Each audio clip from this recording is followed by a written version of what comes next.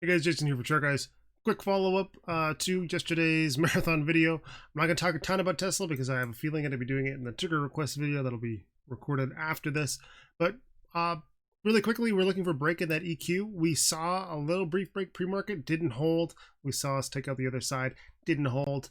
What we can do is remove that confusing noise, change our perspectives a little bit, and we start to fit in to almost a little bit of bull flag territory, still getting a tightening range. We'll touch back on that later.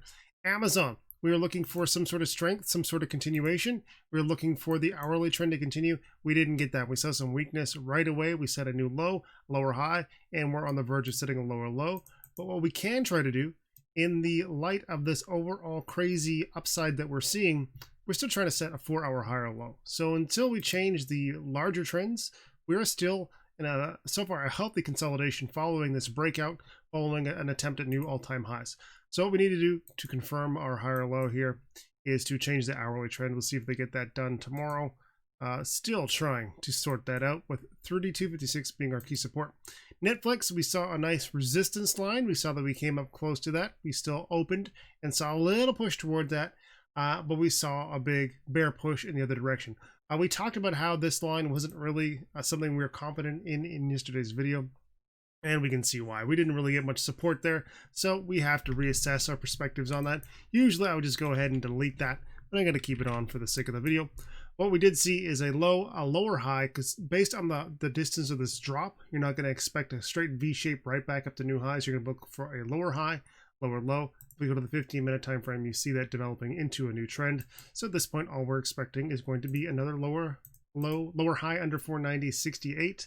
If bulls somehow manage to retake this pattern, then may give us a little bit more of an indication of what that resistance support line is actually going to become. But until then, the NFLX is still choppy, as it was yesterday. Not a lot of definitive trend here, and we tend to get shaken out back and forth quite a bit. We did check out a couple other videos for our friends in YouTube. We are looking at GRWG, and we are looking for the signs of consolidation against this 20 psychological as 1961. Did we get any inkling of that as we got into pre-market? Nope, we didn't. Let's go straight to the 15. Check that out. There is our after hours pre-market session, and we just didn't even see any signs of weakness. We saw a beautiful consolidation. We saw this 50-minute level set, a nice low.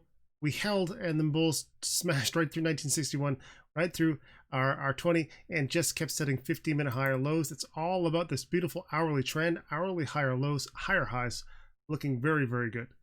So we're still expecting more of the same. We're looking for continuation until we see consolidation, and then we're going to be looking for the loss of our hourly uptrend as a signal for that to come into play.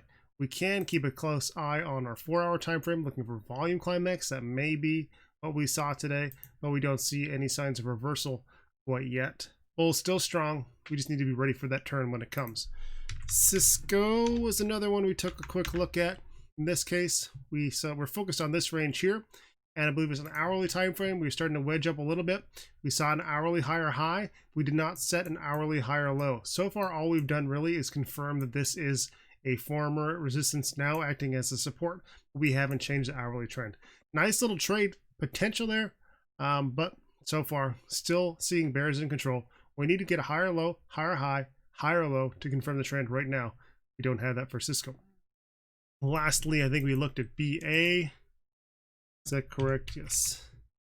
So BA on the hourly time frame, nice little pop here. We saw bulls take 171.51 out, and if we go to the 15-minute time frame, we can see where that volatility came from. There it is, right out of the gate.